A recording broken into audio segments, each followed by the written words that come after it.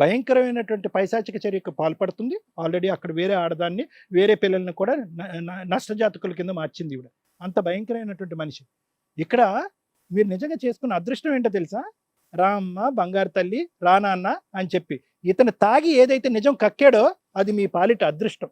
దయచేసి ఆ అదృష్టాన్ని దాటి మళ్ళీ ముందుకు వెళ్ళకండి. మీరు తాగి ఒక మాట అన్నాడు చూడండి, వీళ్ళిద్దరిలో ఇంకి పింకి పాంకి ఎవరు వస్తారు నా పక్కలో కానీ అన్నాడు చూడండి, అది మీ పాలిట అదృష్టం. నిజంగా వాస్తవానికి ఒక సైకియాట్రిస్ట్గా సార్ మీరు చెప్పండి ఇక్కడ ఏం జరుగుతుందంటే కనుక నేనైతే మాత్రం ఆ మనిషి తాక్కుండానే మాట్లాడాడు అని అంటాను. నేను తాక్కుండానే మాట్లాడాను. ఎందుకు? నిజంగా మీ మీద ఎందుకు ప్రేమ ఉండాలి?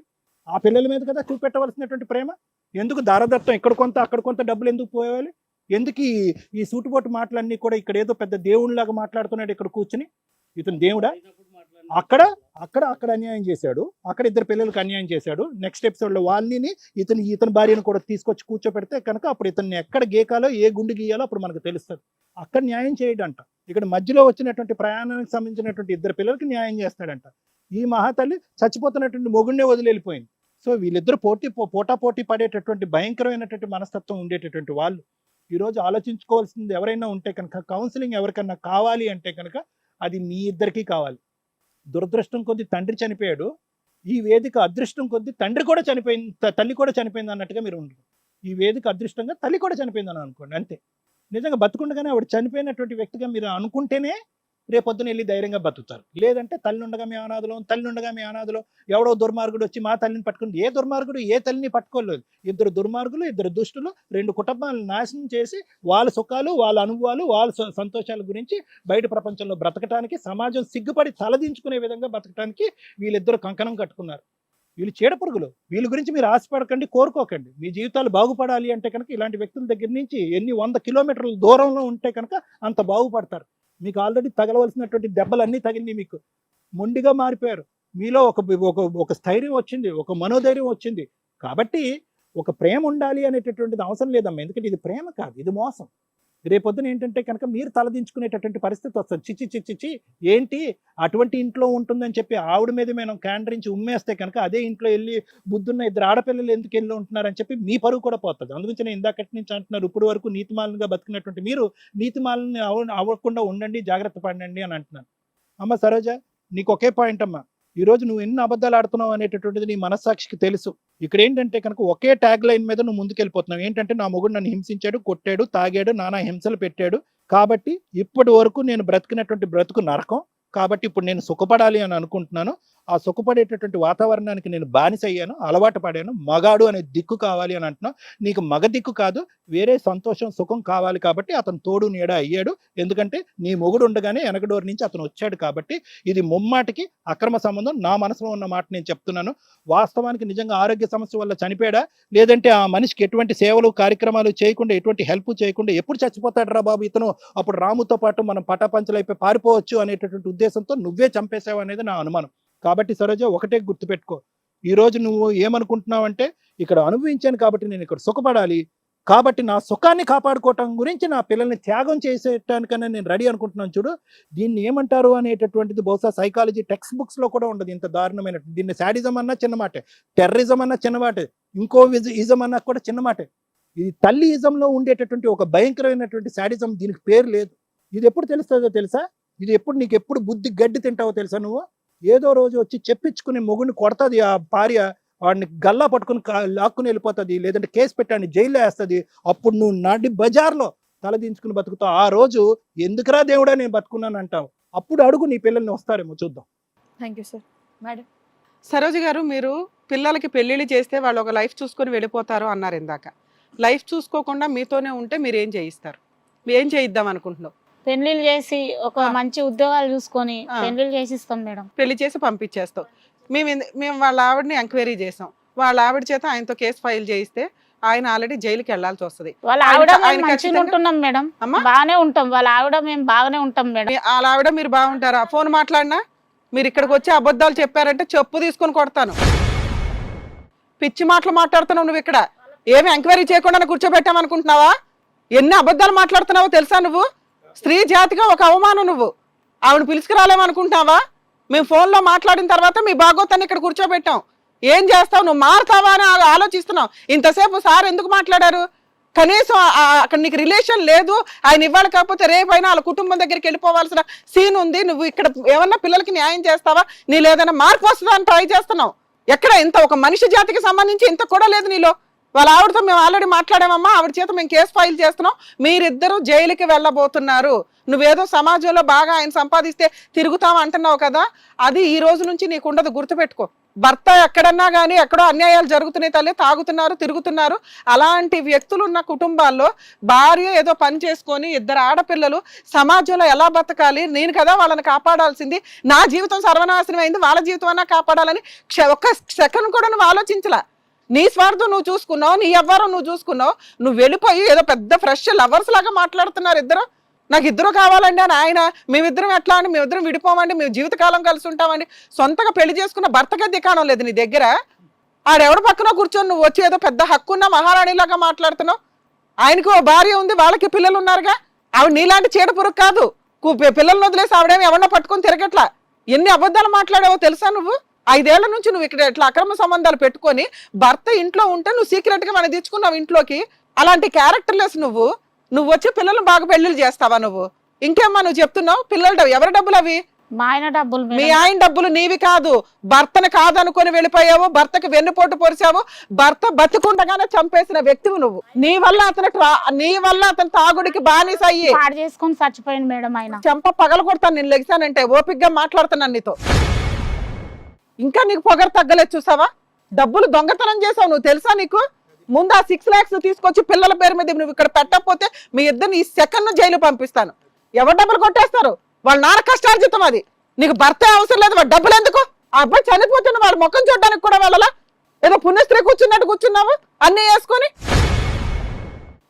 ఇతనితో నీకున్నది ఏంటి? అక్రమ సంబంధం. చేసిస్తా, జాబ్ చూపిస్తా మేడం. నీ డబ్బులు అవసరంలా, నీ తల్లి అనే పేరు అవసరంలా, కనీసం వాళ్ళ ఇంటి పేరు వాడుకోవడానికి కూడా నీకు అర్హత లేదు. అక్కడెక్కడ తగులుకున్నావు కదా, ఆడి పేరు తగిలించుకో. ముందు ఆ డబ్బులు తీసి అక్కడ పెట్టు. ఆ నల్లబూసలు బంగారం అయితే ముందు అక్కడ పెట్టు. చేపించింది ఉంది మేడం, డబ్బులు మాత్రం ఇవ్వ. నువ్వు ఇప్పుడు 6 లక్షలు ఇక్కడ తేల్చేదాకా మిమ్మల్ని కదిపి పంపించు. డబ్బులు లేవు మేడం. మాట్లాడొద్దు.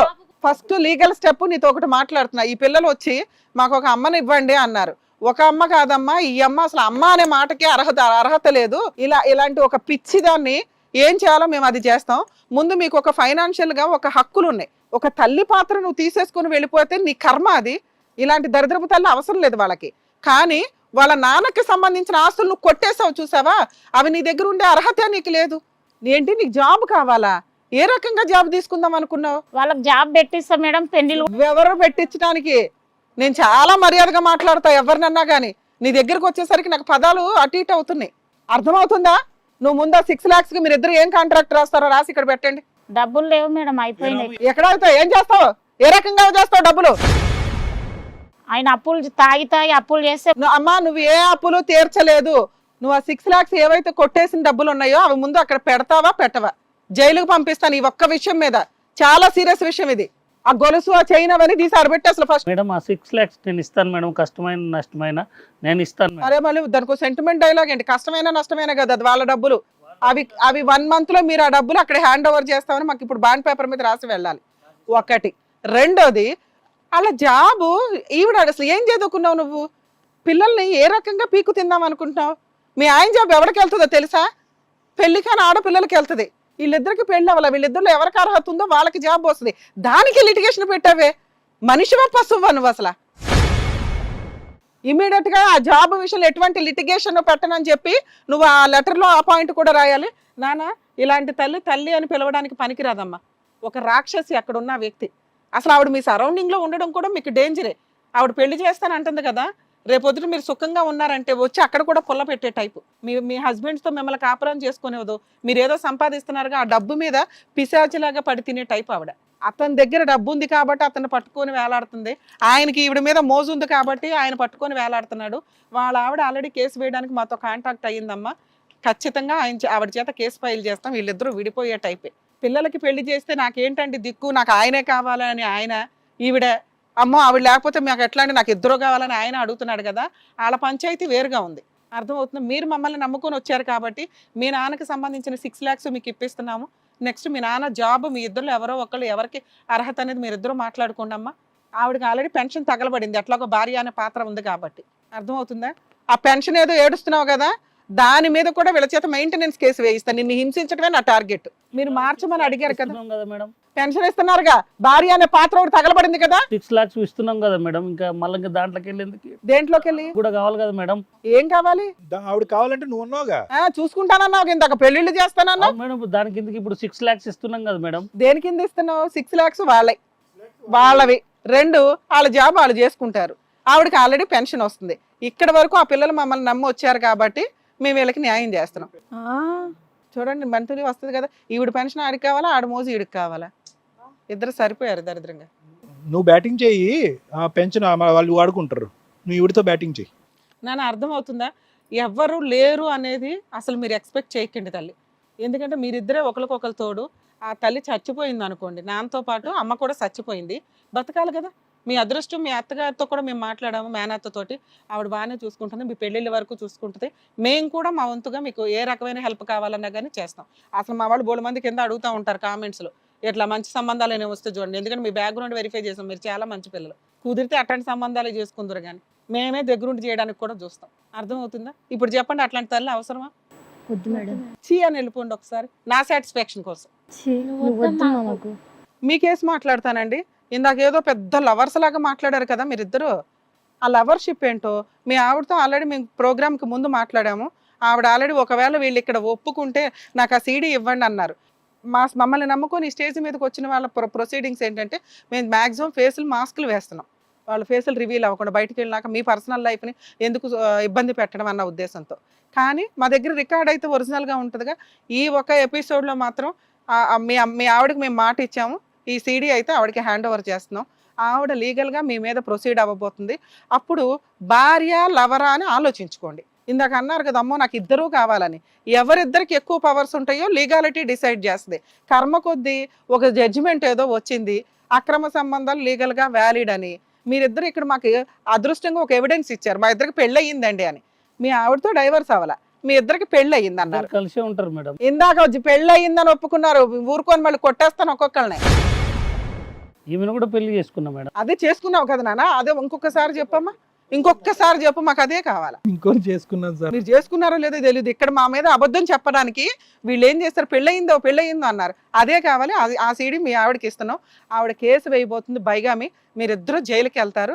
ఆ తర్వాత అక్కడ చెక్క భజన చేసుకోండి, ఓకేనా? ఇది బెటర్ నాన్న. మేబీ మీకు తెలియపోవచ్చు, అమ్మ ఉంటే బాగుంటుంది అని. ఇలాంటి అమ్మ ఉండడానికి పనికిరాదు. ఇక సమాజంలో 3 మంది ఉన్నారు అట్లాంట్లో ఈ చీడబురుగులు. అర్థమవుతుందా? All the best. ఏమ్మా, ఒకరికొకరు తోడు ఉండండి, ఏ హెల్ప్ కావాలన్నా చేసుకోండి. మీకు ఏ హెల్ప్ కావాలన్నా సరే మా హిట్ టీవీకి మీరు కాల్ చేయొచ్చు ఎనీ టైం. జాగ్రత్త. వెళ్ళండి అమ్మా, ఆల్ ది బెస్ట్. వెళ్ళండి, మీరిద్దరు చాలా ఆటలాడాలి. వెళ్ళండి. హలో ఆంటీ, బయలుదేరు. కన్న తల్లి గురించి చాలా పిల్లలు హీనంగా చిచ్చి ఉందండి. నాకు ఈ తల్లి వద్దు అనేలా చేసుకుందిగా చండాలం. Anyway thank you so much sir. నమస్తే. Thank you so Thank much you. Madam. పిల్లలు ఎలా ఉండాలి ఏంటి, వాళ్ళకి జాగ్రత్తలు ఏంటి, అసలు వీళ్ళ మీద ఎలా కేసులు పెట్టాలి, ఎలా డబ్బులు వసూలు చేయించుకోవాలి, వాళ్ళు ఎలా హ్యాపీగా ఉండాలని మంచి సొల్యూషన్ చెప్పినందుకు మీ ఇద్దరికి థ్యాంక్ యూ సో మచ్. మరో కథతో మళ్ళీ కలుద్దాం. ఇది కథ కాదు జీవితం ప్రోగ్రామ్ అందరికంటే ఒక రోజు ముందుగా మీరు చూడాలి అనుకుంటే వెంటనే డౌన్లోడ్ చేయండి హిట్ టీవీ యాప్. ఇందులో మీరు నచ్చే మెచ్చే కంటెంట్ సిద్ధంగా ఉంది. మరి ఇంకెందుకు ఆలస్యం, వెంటనే డౌన్లోడ్ చేసుకోండి హిట్ టీవీ యాప్.